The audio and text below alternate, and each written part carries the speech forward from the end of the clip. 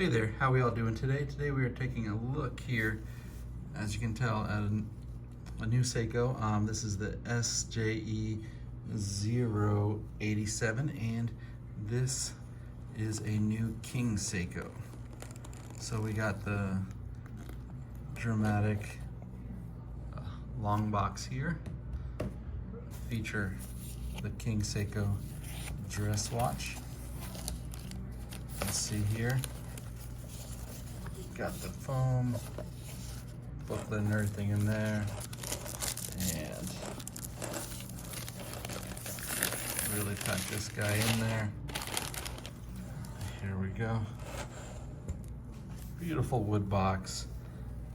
Seiko doesn't really do much with boxes, at least Seiko USA, and it's the standard cardboard, so it's nice to see something a little dressier now and then. Let's see if we can get this a better angle for you all to take a look at. And let's get this guy open. And ooh, there you go, King Seiko.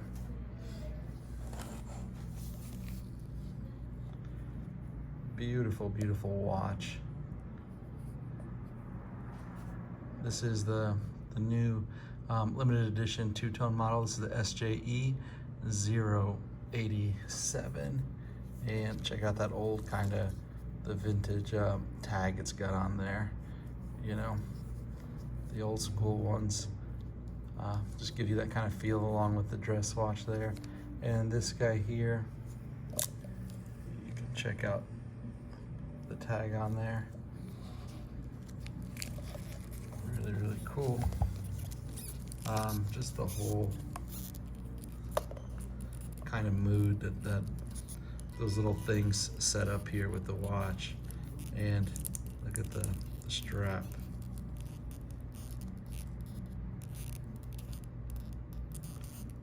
And then the time accurate buckle there, saying Seiko there for King Seiko. And we still got it in the plastic, but let's put this guy around.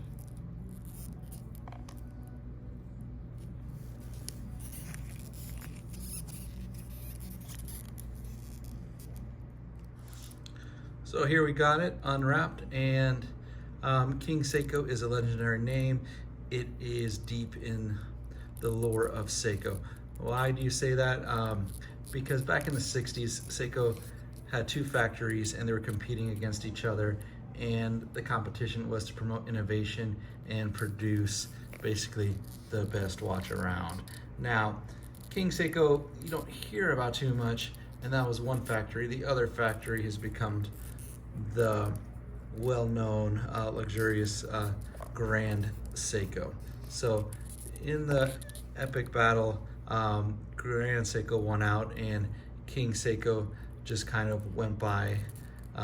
It disappeared in the 70s. They were competing in the 60s, but they both made great watches. King Seiko was more of trying to produce a luxury watch to the masses, while Grand Seiko was just basically based on making, you know, luxurious watches, being the high point in the Seiko line. So, but if it wasn't for the rivalry, Seiko wouldn't be where it is today. And Seiko collectors have always loved and talked about the legendary King Seiko. A lot of people look for them. It's hard to find them in great shape. You can find some a little more beaten up, but it is just a neat and interesting way businesses, you know, try to get the best out of their employees, the best out of their watchmakers to make that. So in 2020, we got the all stainless edition of King Seiko, which fully brought King Seiko back into the lineup. If you think about it, Seiko has been going through their old catalog and just bringing back older models, in-demand models. You can see there under the blue, it's got a gold medallion there on the back for the King Seiko brand. So the two factories were Seiko Suwa factory, which created Grand Seiko came out of, and the Diani factory, which produced the King Seiko line. So both were trying to produce luxury watches, but again, King Seiko was more like a mass luxury watch, and Grand Seiko just straight up luxury watch. So here we can see the box crystal. With the box crystal, with the King Seiko, you're supposed to be able to see the time at different angles, and you can see here, this really does that. They really wanted to bring back the King Seiko. One of the main differences here with the limited edition that came out before, and some of the other King Seiko models that have come out with the first launch of the King Seiko line back in 2020, and that is that right here with this model, you have the date at the 3 o'clock there, instead of having no date on the face. Now here you got the sharp lugs. When you move it around, you can see how the light bounces off the watch, and it has the Zaratsu polish to give you that kind of mirror finish there. And this box-shaped crystal is also a sapphire crystal, and of course it's got the anti-reflective coating on the inner surface, just to make it easier to read. So that super hard coating helps it from resisting scratches. And let's take a look at that crown there. And you got Seiko fully written out on the crown there as well. And then on the W mark is a mark that is supposed to be on the crown to signify King Seiko's water resistance. And the water resistance here, you can see water resistance 5 bar.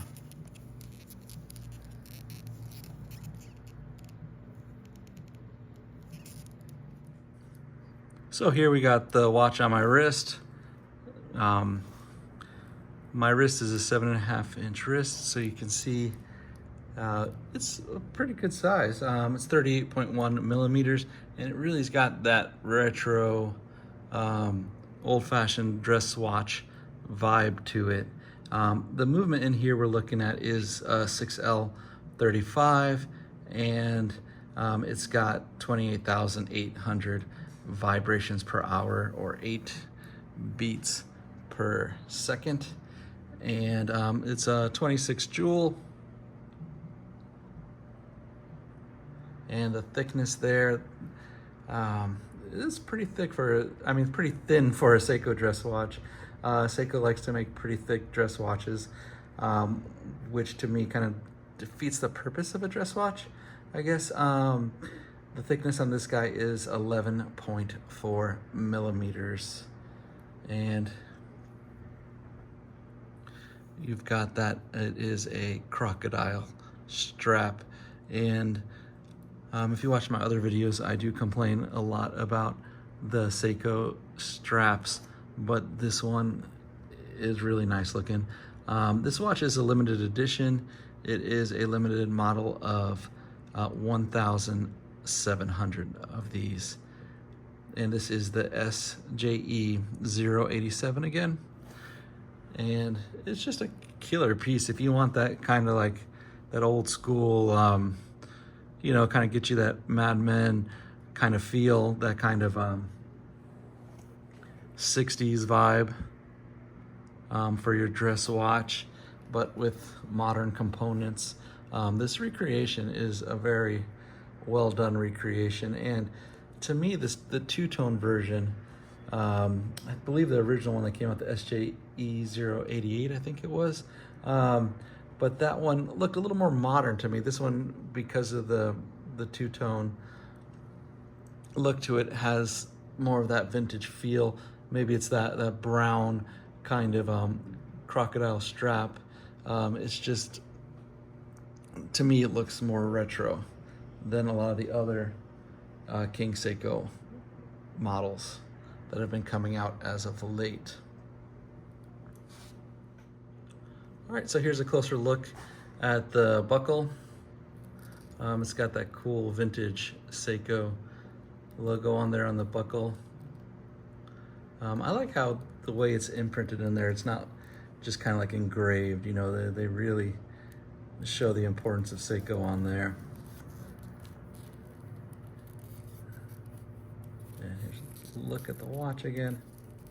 We're not going to take this one in the dark room. It doesn't have a lume,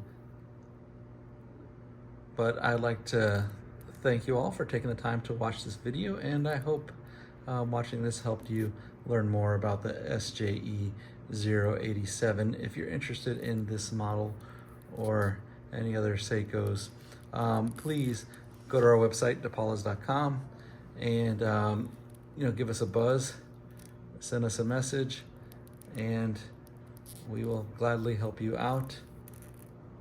And here we go, the King Seiko SJE087. Thank you.